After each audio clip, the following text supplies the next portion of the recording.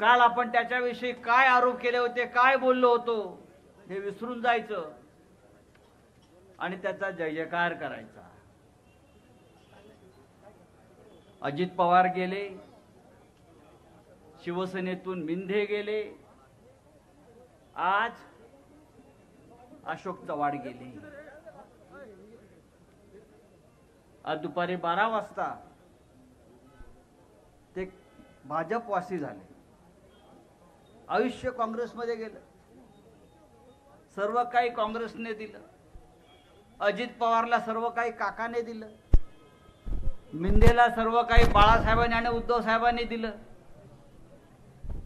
पण जेव्हा लढण्याची वेळ येते, जेव्हा पक्ष संकटात असतो, जेव्हा नेता संकटात येतो, तेव्हा हे पळपुटे पळून जातात. आज अशोक चव्हाणना घेतलं. मला अशोक चव्हाणचं वाईट वाटत नाही, मला भारतीय जनता पक्षाची दया येते की ज्या अशोक चव्हाणांवर पंतप्रधान मोदी पासून देवेंद्र फडणवीस पर्यंत सगळ्यांनी भ्रष्टाचाराचे एवढे आरोप केले.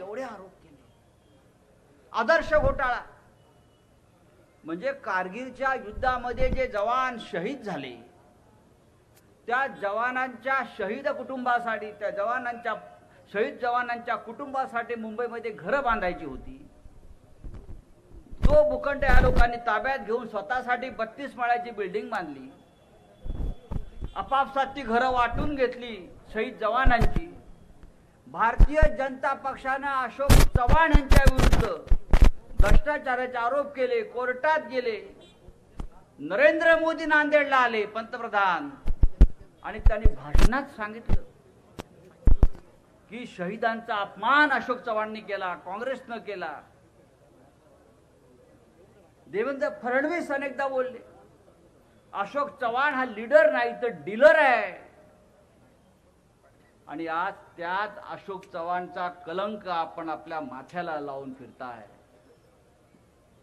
अशा भारतीय जनता पक्षाचं काय करायचं हे ठरवायची वेळ आता आलेली आहे.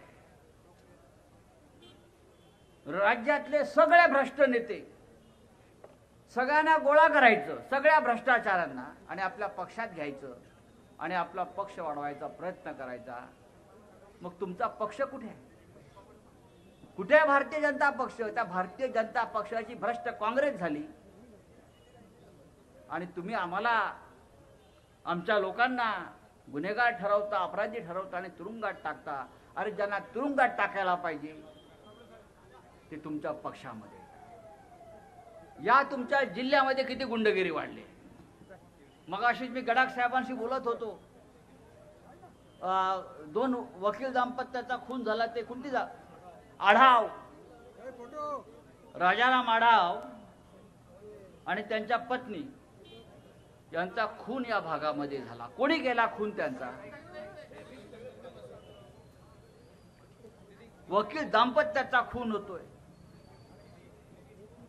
दरोडेखोरी, खंडणीखोरी या जिल्ह्यामध्ये वाढते, राजकीय आश्रयाने वाढते आणि त्याला सरकारचं समर्थन मिळत आहे. अशा वेळेला आपण काय करायचं? अशा वेळेला जर या सगळ्यांशी लढण्यासाठी कोणी ठामपणे उभे राहणार असेल तर ती आपली शिवसेना आहे, हे लक्षात घ्या. आज या सगळ्या प्रवृत्ती विरुद्ध या महाराष्ट्रामध्ये लढणारे फक्त माननीय उद्धव ठाकरे साहेब आहेत आणि म्हणून संपूर्ण महाराष्ट्र त्यांच्या मागे ठामपणे उभा राहिलेला दिसतो आहे. उद्या भविष्यातलं जर राज्यातलं परिवर्तन होणार असेल तर ते उद्धव ठाकरे साहेबांच्या नेतृत्वाखाली होणार आहे. आणि म्हणून आज या श्रीरामपूरमध्ये आपण ज्या जल्लोषात त्यांचं स्वागत केलं, ते स्वागत, ते प्रेम, तो जिव्हाळा असाच कायम ठेवा. आणि मला खात्री आहे उद्याच्या प्रत्येक निवडणुका, मग विधानसभेच्या असतील, लोकसभेच्या असतील, इथे शिवसेनेच्या उमेदवाराला आपण विजयी कराल आणि उद्धव ठाकरे साहेबांच्या बळकट कराल. जय हिंद, जय महाराष्ट्र.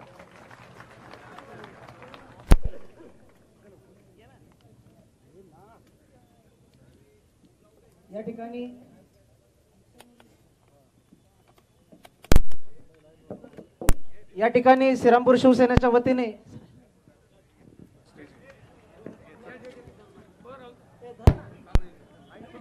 तुम्ही सोडा.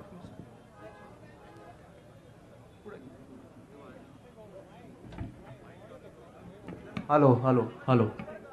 यानंतर मी विनंती करतो शिवसेना पक्षप्रमुख मान्य उद्धवजी ठाकरे साहेब हे आपल्या सर्वांना संबोधन करणार.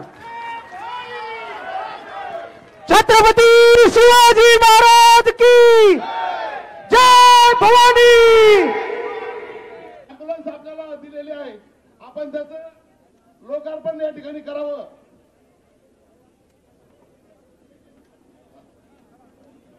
या ठिकाणी साहेब आणखी एक आपल्याला